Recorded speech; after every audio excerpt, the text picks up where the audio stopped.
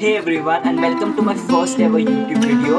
My name is Jonas D'Souza, and I'm going to be an incoming freshman to Lynn University in Florida. And in this video, I'm going to talk about how much can you expect to pay during the entire US application process. So let's get started. Okay, so we all know that studying abroad can be super expensive, but then there are scholarships and financial aid which help you cover your cost of living and tuition. But one thing that these scholarships and financial aid do not cover is the money that you spend during the entire application process. So in this video, I'm going to talk about what are the different costs associated with the US application process, what are the costs that I personally incurred, and give you some tips and tricks to avoid these costs. But before I go ahead and start mentioning all the costs, there are two things that you need to keep in mind. Number one, all the costs that I will be mentioning are highly variable and can change from time to time. And number two, all the rates that I will be mentioning in INR have been calculated with the exchange rate of $1 equals to 72 rupees in mind. So now, without any further ado, let's get down to the actual cost. And the first cost is standardized testing. So if you are going to the US, there is a good amount of chance that you will either take the SATs or the ACTs or none of them at all. If you decide to take the SATs, then you can expect to pay $101 without the essay section of the SATs. If you want the essay section as well, then you will have to pay $117. Also, the SATs let you send your scores to 4 schools free of charge. If you want to send it to more than 4 schools, then you will have to pay an additional fee of $12 per school you send it to. Also, they have a $30 fee which you will have to pay if you decide to change your test date or venue. However, if you do not want to take the SATs, you can take the ACTs instead. If you decide to take the ACTs, then you will have to pay $168.50 for the test without the writing section. If you want the writing section as well, then you will have to pay $185. Just like the SATs, the ACTs will charge you a fee of $15 per college if you decide to send your scores to more than 4 colleges.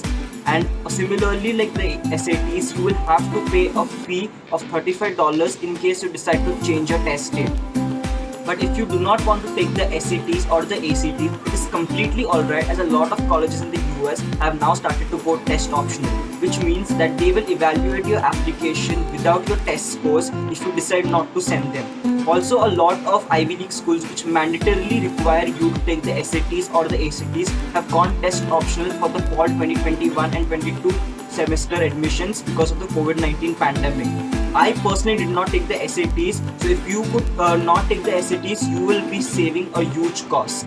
Now moving on to the next fee that you might have to pay during the entire application process is for an English proficiency test. Now unless you are from the United Kingdom, Australia, South Africa or any of the countries mentioned up here, then you will have to take an English proficiency test to prove that you are proficient in English. Now there are 3 tests that are popular among students. Now the first English proficiency test that you can take is called the IELTS or IELTS as it is popularly known among the students. It will cost you 14,770 rupees or approximately $205 to take it.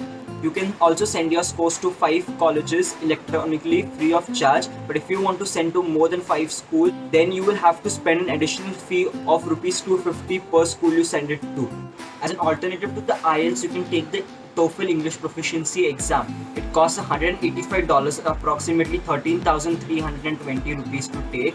And also you can send your scores free to 4 colleges. And if you want to send it to more than 4 colleges, then you will have to pay a fee of $20 per college. And finally, you've got the Duolingo English Proficiency test. Now, I personally took that test because of the following reasons. Number one, it is comparatively cheaper to IELTS or TOEFL as it costs only $49 or 3,380 rupees to take.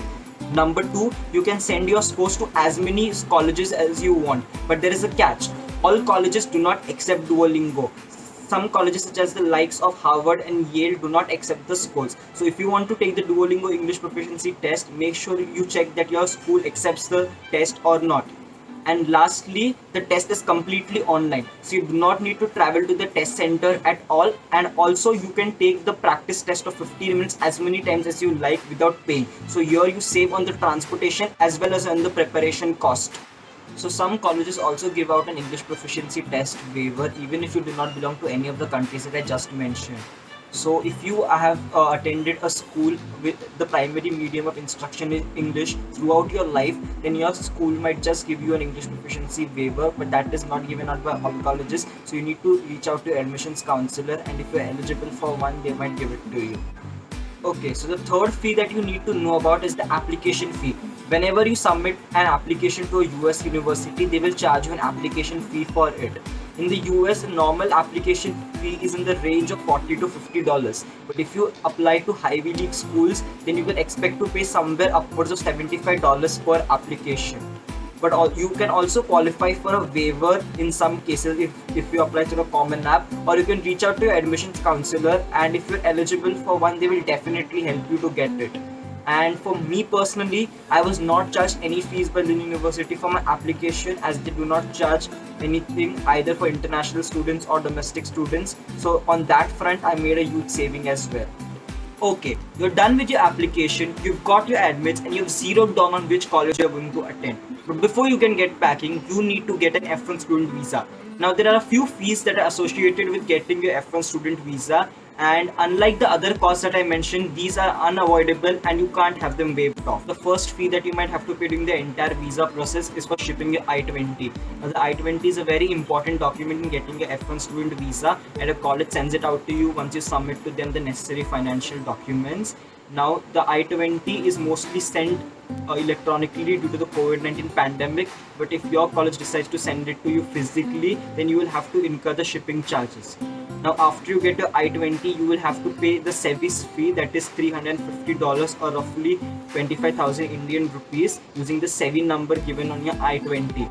Once you are done paying your SEVIS fee, you will have to make a DS-160 application so that you can interview at the nearest embassy or consulate for your F1 student visa. For scheduling an interview, you will have to pay an additional fee of $160 or roughly 12,000 Indian rupees. Okay, so those are all the costs associated with the US application process. We covered everything right from standardized testing all the way till the visa fees that you might have to pay.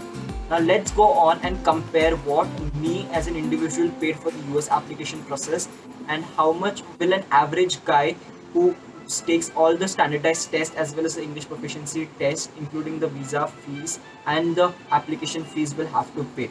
Okay, so I only spent $49 on the English proficiency test, which was the Duolingo English test, and after that I only had to pay the visa fees, which was $160 for the DS-160 and then $350 for the SEVI fee. If you add all of that up, then you will have to pay a total of $559 or roughly 40,000 Indian rupees. If you take a normal person who takes into consideration all the costs that I just mentioned, then he will be paying a total of roughly 63,000 Indian rupees or $882. If he takes the SATs, the IELTS English proficiency test, pays an application fee of $50, which is the average in the US, and then the visa cost of DS-160 and SEVI fee, which are again $160 and $350 respectively.